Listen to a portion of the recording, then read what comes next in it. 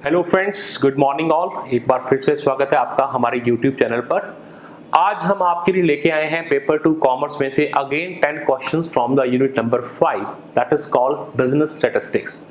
Last video में हमने sampling के 10 क्वेश्चंस किए थे। आज हम करेंगे सेंट्रल टेंडेंसी के कुछ क्वेश्चंस, और ये वो क्वेश्चन हैं जो अभी रिसेंटली एग्जाम में आ भी चुके हैं और आने वाले टाइम में आने के चांसेस भी हैं। तो इनको करने से पहले मैं एक चीज़ आपसे ज़रूर शेयर करूंगा कि जो भी कैंडिडेट इस वीडियो को देख रहे हैं, पहले आप हमारे टेलीग्राम चैनल पे जाकर इन क्वेश्चंस को सॉल्व करें। टेलीग्राम चैनल का लिंक मैंने नीचे डिस्क्रिप्शन में डाल रखा है। उससे ये होगा कि आपको खुद प्रैक्टिस हो जाएगी, पता लग जाएगा कि आपको इस टॉपिक में कितना आता है और कहाँ कहाँ आप गड़बड़ कर रहे हैं। तो वो क्वेश्चंस पहले सेल्फ प्रैक्टिस करें, उसके बाद ही आप इस वीडियो को देखें ताकि हम इन 10 क्वेश्चंस को अच्छे से समझ पाएं। और मोर ओवर जितने भी क्वेश्चंस हम यहाँ कर रहे हैं या आने वाले टाइम में हम करेंगे, कोशिश ये होती है कि मैं टॉपिक वाइज लूँ ताकि मैं उस टॉपिक के पूरे कंसेप्ट आपको with the help of MCQs करवा दूँ। ठीक है जी। तो ये तो हुई बात इस क्वेश्चन सीरीज की। उसके अलावा जैसा अभी सभी जानते हो कि अभी जून 2020 के एग्ज़ाम में डिले हो रहा है क्योंकि एप्लीकेशन की डेट भी पोस्टपोन कर दी गई है। और आने वाले टाइम में एनटीए के पास अभी 2 एग्ज़ाम है मेजर। एक तो है आपका मेडिकल एंट्रेंस का और एक इंजीनियरिंग एंट्रेंस का, नीट है, आईटी का है। तो पॉजिटिवली जुलाई अगस्त में वो एग्ज़ाम होंगे, तो उसके बाद ही हमारा यूसी नेट का नंबर आता है। तो इसीलिए हमने अभी क्या किया है कि कमिंग दिसंबर अटेम्प्ट के लिए अपने एडमिशन ओपन कर दिए हैं, ताकि आज अगर हम मई एंड में भी एडमिशन लेते हैं तो हमारे पास 6 मंथ्स पूरे के पूरे तैयारी करने के लिए मिल जाएंगे। तो पेपर आपका अगस्त सितंबर में हो या दिसंबर में हो, हम आपको अपनी एप्लीकेशन की एक्सेस टिल दिसंबर 2020 तक देंगे। ठीक है, तो आइए हम शुरुआत करते हैं इस वीडियो को। तो देखें इसके अंदर फर्स्ट क्वेश्चन। जैसा मैंने कहा टॉपिक क्या है, सेंट्रल टेंडेंसी। तो वेरी फर्स्ट क्वेश्चन पे आते हैं आप। If A perpendicular on x axis from the point of intersection of both. जब हम डायग्राम बनाते हैं, चाहे आप सेंट्रल टेंडेंसी के अंदर मीन की बात करें, मीडियन की बात करें, मोड की बात करें, तो जो एक्स और वाई के ऊपर जो कहता है साहब ये इंटरसेक्शन होगा जहां ये दोनों लाइन कट करेंगी, क्या कह रहा है, of both less than and more than. यानी कर्व कौन सा, फ्रीक्वेंसी कर्व के लिए एक तो लेस देन और एक मोर देन। तो कहता it gives the value of, ये किसकी वैल्यू शो करेगा, options are given median, mode, third quartile और अरिथमेटिक मीन।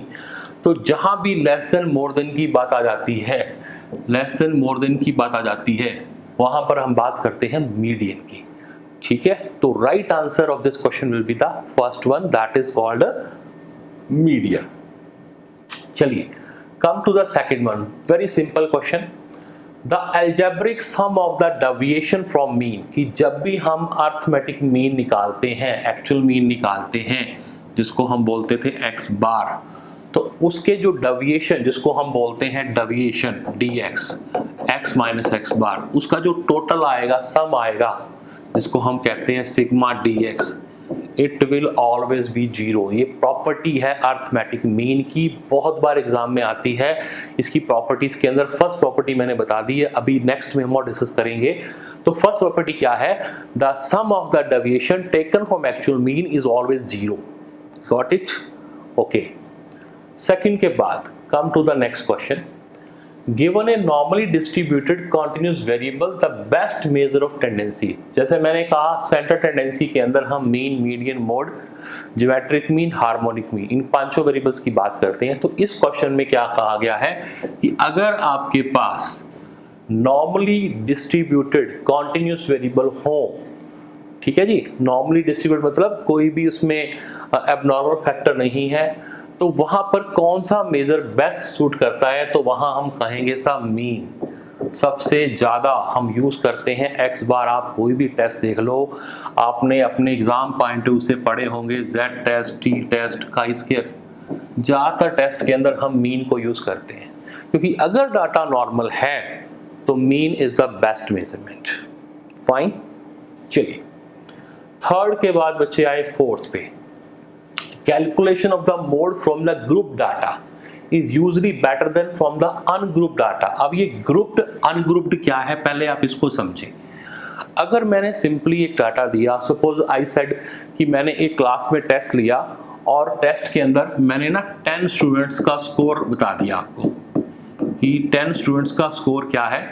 टोटल मार्क्स थे सपोज 20 मार्क्स का पेपर था, किसी के साथ 20 भी आ गए, किसी के 18 है, किसी के 17 है, किसी के 5 है, किसी के 0 है, वगैरह वगैरह, something like 10 students were there. अगर ये इस इंडिविजुअल सीरीज में लिखा हुआ है तो दिस इज कॉल्ड अनग्रुप, मैंने कोई ग्रुपिंग नहीं की।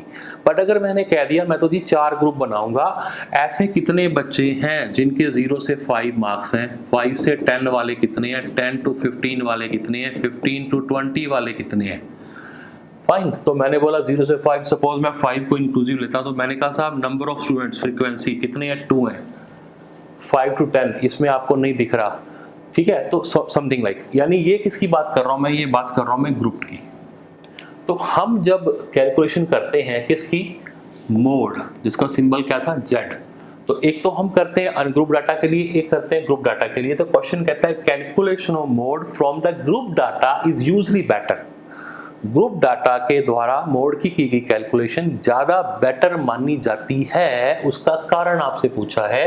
तो इन सभी कारणों को आप डिस्कस करें, देखें। तो फर्स्ट क्या है, ungroup data tend to be bimodal, जरूरी नहीं है हर बार ऐसा हो। बायमॉडल मींस 2 मोड्स, हो भी सकते हैं नहीं भी हो सकते, है ना।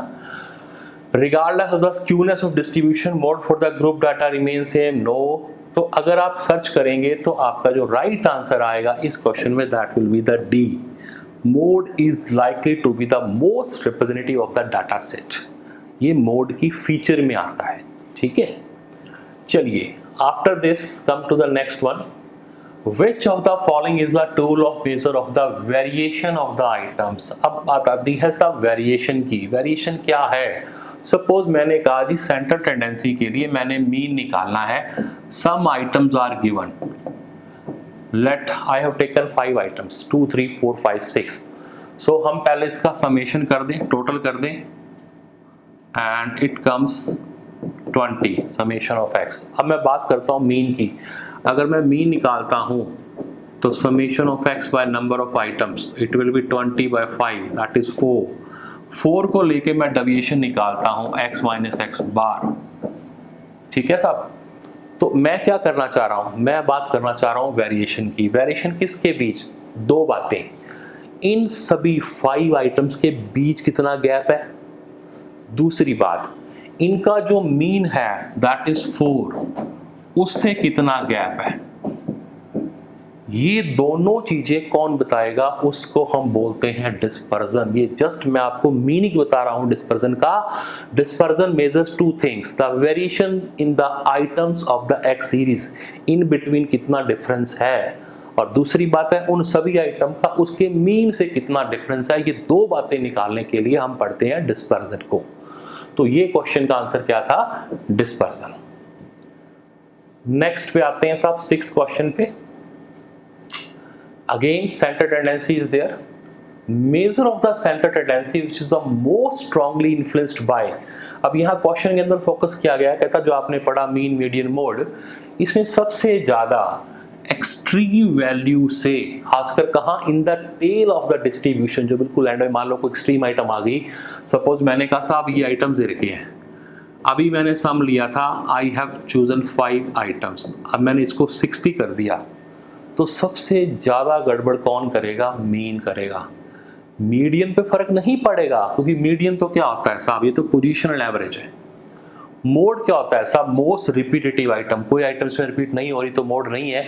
अगर मान लो यहां पर भी 2 होता तो मेरा आंसर 2 हो जाता, यानी लास्ट आइटम 60 आ रही है, इस बात का मीडियन को कोई फर्क नहीं पड़ता क्योंकि वो पोजिशनल एवरेज है। मोड को फर्क नहीं पड़ता क्योंकि मोड बात करता है हाईएस्ट रिपीटेटिव आइटम, वो आइटम की वैल्यू छोटी है या बड़ी है, छोड़ो उसको। बट मीन की ये दिक्कत है कि मीन में एक्सट्रीम आइटम आते ही उसके आंसर में बहुत बड़ा चेंज आ जाता है। तो इस क्वेश्चन के अंदर जब आपसे पूछा जाए ऑप्शन, तो हम बोलेंगे right answer will be the mean, ठीक है। Come to the 7th one, in a more disperse data, जो अभी मैंने बात की थी डिस्पर्जन की, तो डिस्पर्जन की पहचान क्या होती है, वहां क्या ऐसा होता है। तो ऑप्शन नंबर 1 कहता है difference between the mean and median is greater, नहीं, हम मीन मीडियन दोनों निकाल के उसके डिफरेंस की बात चेक करके नहीं बता सकते कि डिस्पर्जन कितना है, तो ये ऑप्शन गलत है। Value of the mode is greater, no, ऐसा कुछ भी नहीं है। डिस्पर्जन निकालने के लिए आप मोड की वैल्यू को बड़ी मानते हो, no. Standard deviation is greater, yes, this is the right answer. तो इस क्वेश्चन में राइट आंसर क्या रहेगा? सी।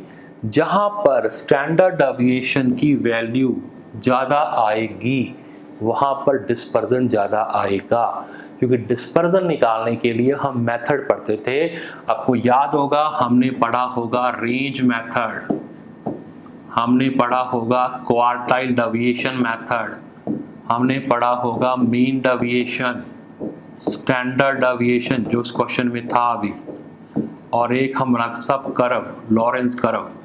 सो these were the 5 methods to compute the value of the dispersion. तो इसमें राइट आंसर रहेगा सी। 7th के बाद come to the next one, 8th। कुछ स्टेटमेंट दे रखी हैं आपको, इन चारों स्टेटमेंट में आपको ये बताना है ट्रू स्टेटमेंट कौन सी है। तो हम 1 पढ़ते हैं। सबसे पहले आए, sum of the square of deviation from actual mean is lesser than the sum of the square of deviation from the assumed mean. इसको थोड़ा सा हमें न्यूमेरिकली सॉल्व करना पड़ेगा। क्या कहना चाह रहा है ये?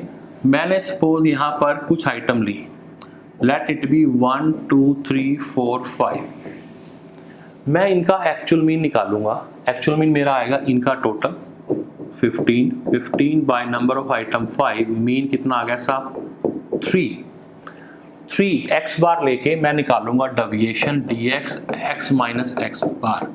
तो ये मेरा डेविएशन कितना आएगा?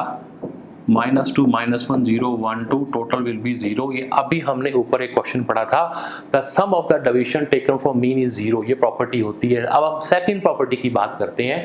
अब मैं इसका स्क्वायर कर दूंगा, तो dx का आप स्क्वायर करेंगे, you will find the values are like this, total will be the 10।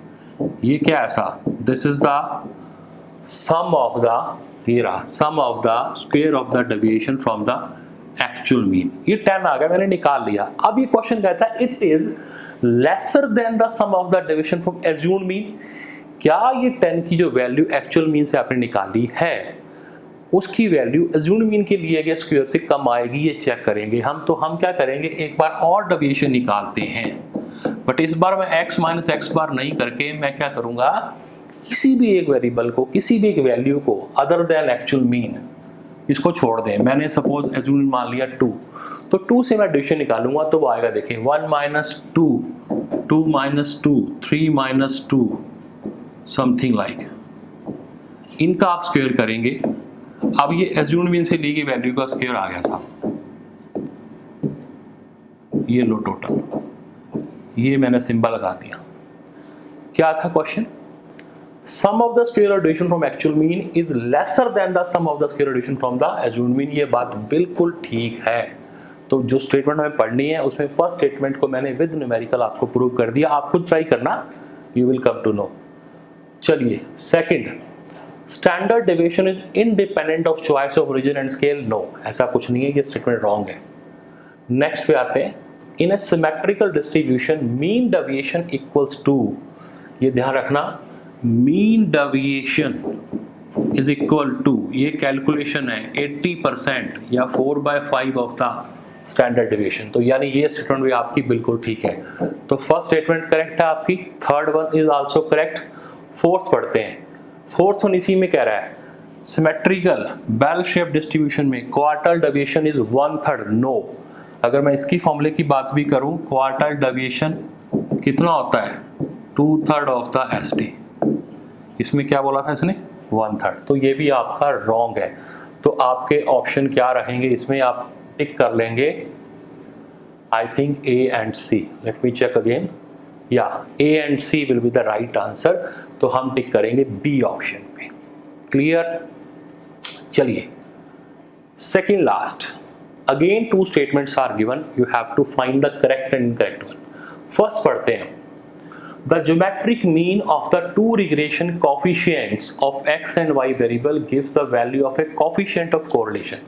अगर मैं इस स्टेटमेंट को ओपन करूं तो ये कहना चाह रहा है रिग्रेशन के जो दो कोफिशिएंट होते हैं उनको बोलते हैं bxy एंड byx। उनका अगर हम ज्योमेट्रिक मीन ले लेंगे तो क्या निकल आएगा, कोफिशिएंट ऑफ कोरिलेशन। बिल्कुल ठीक बात है सर, ये रहा उसका formula.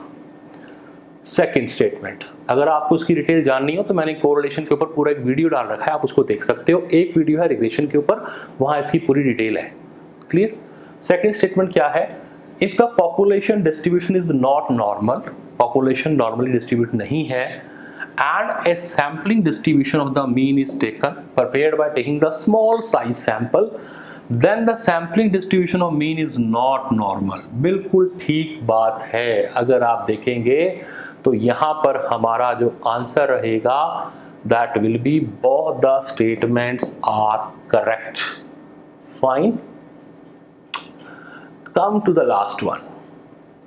For the given set of observation, आप देखें आपको कुछ वैल्यूज दी हुई हैं 1 4 4 rather and 7, it is can be said that mean is larger than median and mode. तो यानी हम पहले इसका मीन निकाल लेते हैं। एक्स बार कहता है साहब आप इन दी गई सभी आइटम का टोटल कर दें और नंबर ऑफ आइटम से डिवाइड कर दें। Total items were 5 items there, number of items are 5, total comes to 12 and 7 19 plus 20, yeah 20 by 5, mean will be 4। now come to the median। Median कहता था अब आप इसको पहले एक सीक्वेंस में अरेंज कर लें। मेरे को ऑलरेडी डाटा सीक्वेंस में ही दे रखा था, तो मिड वैल्यू क्या है, मीडियन कितना आएगा 4। Now come to the mode. Mode कहता है साहब most repetitive item which is 4। तो इस क्वेश्चन में आप देखें एक छोटा सा न्यूमेरिकल देके आपको मीन मीडियन मोड तीनों उसने निकलवा लिए, और फिर हमने पता लगा कि इस एग्जांपल में जो मीन है वही मीडियन है वही मोड है। तो हमारा राइट आंसर क्या रहेगा, बी। Got it. तो मैंने सिर्फ 10 क्वेश्चंस का डाटा लिया ताकि हम कम समय में ज़्यादा बढ़िया काम कर पाए। बहुत लेंथी क्वेश्चन लेने से आप लोग जल्दी बोर हो जाते हैं, तो हम 10 क्वेश्चंस की सीक्वेंस आपके लिए लेके आएंगे। तो आप इसको प्रैक्टिस करें, और अगर आपको वीडियो अच्छा लगे तो आप हमारे चैनल को सब्सक्राइब करें, अपने फ्रेंड सर्कल में शेयर करें, और बेल आइकन का बटन जो दिया गया इसको जरूर प्रेस करें ताकि आपको नोटिफिकेशन मिलता रहे। तो मिलते हैं नेक्स्ट MCQ सीरीज के अंदर। Till then, thank you very much.